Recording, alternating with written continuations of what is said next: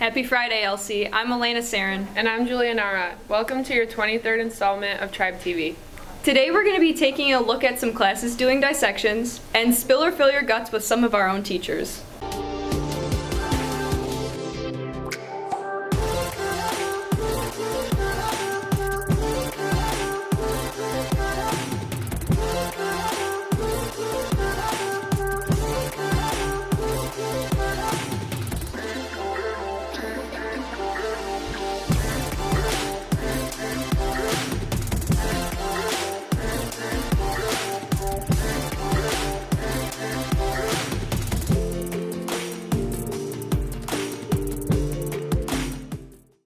On March 3rd, a Level 3 state of emergency was declared in Nashville, Tennessee, as severe thunderstorms and tornadoes ripped through the state.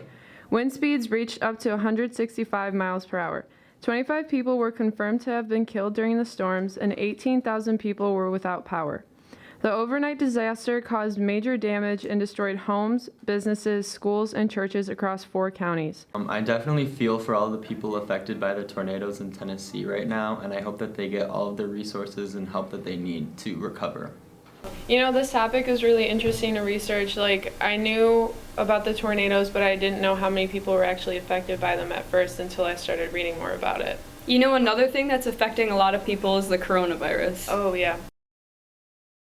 As this virus continues to spread, large events are being postponed. Chicago's St. Patrick's Day Parade was supposed to take place this weekend, but it's been canceled altogether. Another situation similar to this is Coachella.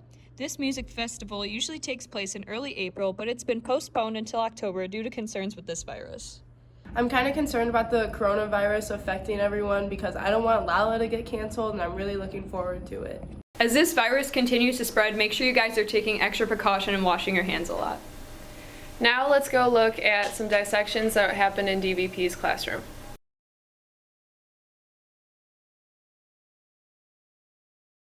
Each lab group selects an animal to dissect, and each of the animals represent the major animal groups. We have a squid, which would represent an invertebrate. We have a dogfish shark, which would represent fish. We have a bullfrog for amphibians. We have a rattlesnake for reptiles. And we have a pigeon for birds. And then on the mammal side, we have a rabbit and a pig. Yeah, it's under. Up here, then you become stomach, and then you're gonna morph into the intestines, and then finally out, they have a cloaca. This is a squid, right? Yep. Yeah. We are dissecting a rattlesnake, and the point of the lab is to find the animal's internal organs.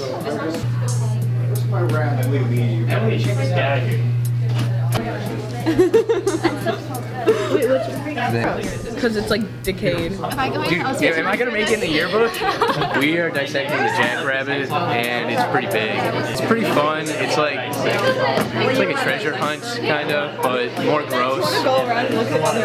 If you're interested in dissecting something, you should either take zoology or AP Bio, which is this class, both of which are pretty easy classes. But in zoology, you definitely dissect a bunch more, but this is the only time we dissect AP Bio. I'm personally in AP Bio, but I actually left school early before we did the dissections because I just couldn't do it. Yeah, when I was in anatomy, I would purposely just go in the other room. I can't even look at that stuff. Now let's kick it to sports update.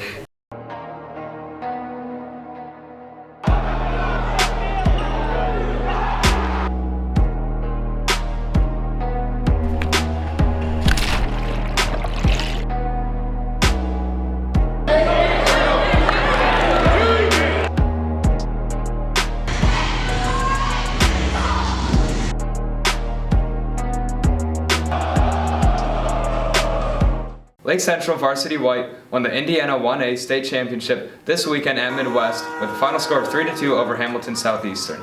Great job, boys. You made us all proud. Unfortunately, the boys basketball season came to an end on Saturday night against Maryville as they fell in a close game 45-42.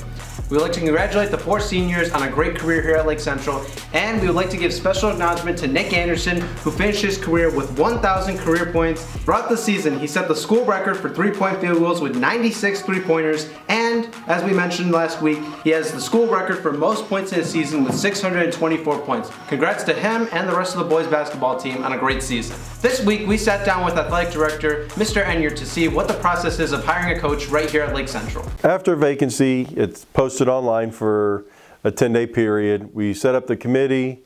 Within that, after that 10-day period, we usually have the interviews within a week, sometimes 2. It just depends on everybody's schedule and coordination of it. From there, we have a first interview. Sometimes we know our decision at that time. The other times we have a second interview process that we go through. Depends how many candidates there are and how many we bring in for interviews. And then we make a recommendation to the school board.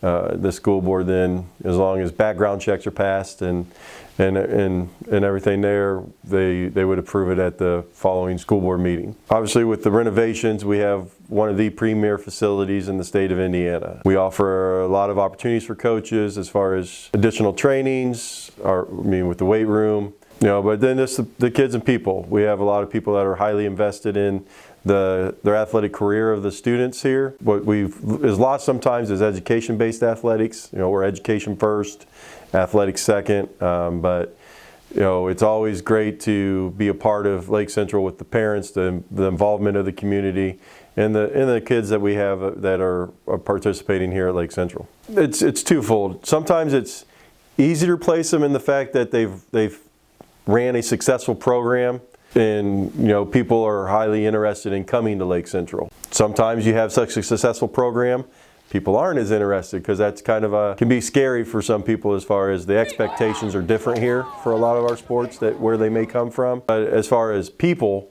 it's hard. You're never going to replace that coach. Whether it's Mr. Rainwater, or any of the other coaches we've had that have left or taken steps forward as far as moving. Maybe their family moved to another area, they got a new job.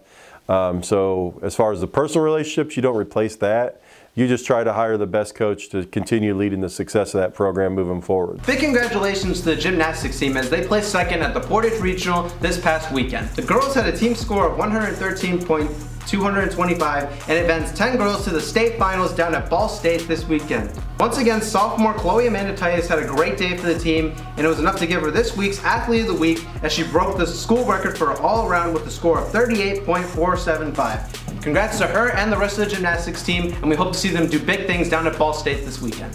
For the first time in school history, the Lake Central Centralettes have won double national titles in pom and hip hop, while also placing top 3 in jazz at Natty's. Great job, ladies. That's all the time we have this week, Elsie. I'm Josh Burnett. I'm Javon Alcantar. See you next time. Thanks for the update, guys. Now we're going to take a closer look at this week's feature story. My name is Jordan Duggan. I'm a junior at LC, and I run track. I run cross country in the fall, and in track in the spring I run the 400, 800, and the mile. So this year we had our first meet it was a Portage invite this weekend, and it went really well actually. Our 4x8 got second, our 4x4 got first, and our DMR got first as well, and both the 4x4 and DMR are ranked 8th in the state. Our 4x4 this year I feel like it's going to be really good. We're going to go very far for sure. We have plenty of depth and plenty of guys who can fill the roles needed for us to succeed there. And the DMR for the indoor season is looking really good as well. Once again, we have depth there, so we'll be in good shape for that. I got into track. I started track in 6th grade, and I wasn't really good up until really freshman year. I kind of just did it because of the friends. And then in 8th grade, my friend AJ Rohde told me to start doing distance because I thought I was a sprinter, but I really wasn't. And I got into distance, and then I started to become pretty good at it. So after that, freshman year, I did cross country, and I started doing the summer training with the team, and it was really fun. And the bond that I made that summer was amazing, which made me love the sport even more. So, doing track or in cross country it's helped me out. It's helped me make friends, and to prepare for the cross country season, we do summer conditioning. It usually starts early June and goes all the way until August when the season starts. And cross country season goes until really October, but if we make it, far in postseason, then it goes to November. But this cross country season, we actually went to state, so that was amazing. And 3 years of hard work finally got me and my teammates to where we wanted to be. It's always great to get to know another student. Now let's see Mr. Zelanik and Mrs. Zentz answer some tricky questions on spill your guts or fill your guts. You did not. I did too.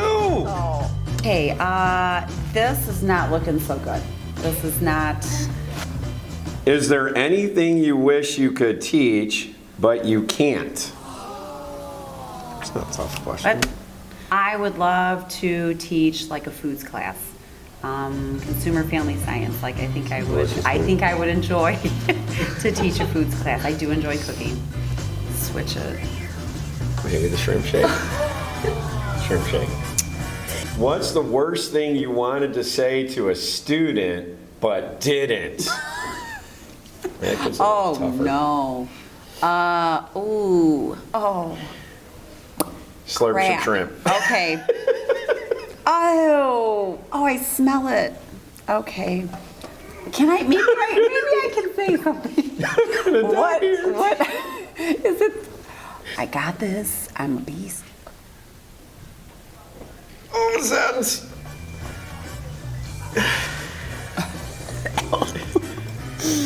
Oh. I'm good.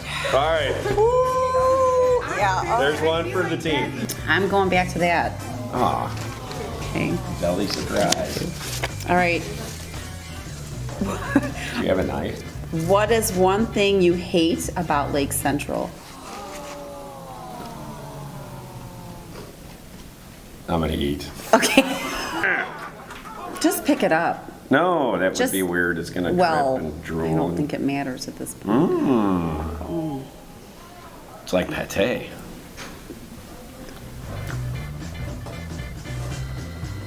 It's legit.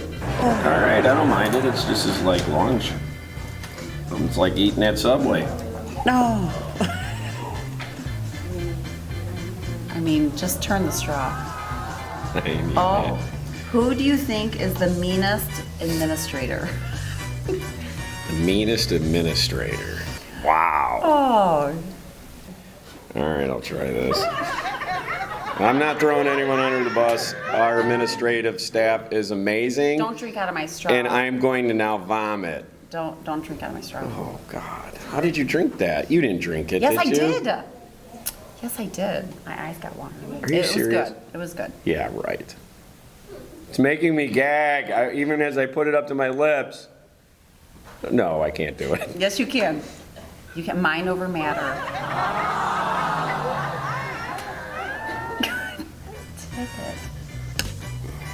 You didn't. I drank some of it. I did. I have a perspective. Oh, get out of here. You're going to make me do it again? It's actually not that bad.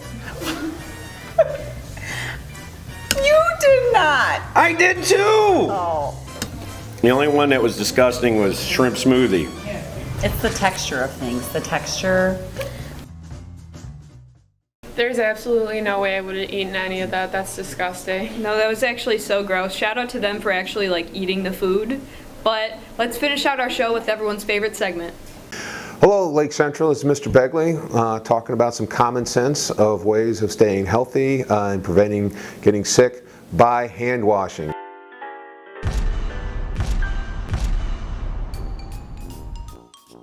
So I'm going to go through the 5 steps of hand washing. The first step is to wet. So using either hot or cold water, get it going, get your hands nice and wet. The second step is to lather. Just take some soap and you want to lather your hands And you want to scrub. That's the third step, scrub. Getting between those fingers, under the nails, on the backs of the hands. And you want to do this for 20 seconds. How long is 20 seconds? Well, you can hum happy birthday twice. So just hum happy birthday twice as you're scrubbing. Happy birthday to me, happy birthday to me, happy birthday to happy clean hands, happy birthday to me. Do that twice. Yeah, nice and lathered up. Then you rinse. Is step 4. And the final step is to dry. So that, Lake Central, is the proper way to make sure your hands are nice and clean, and that is a great way to help prevent from getting sick. Thanks, Lake Central. Have a great day.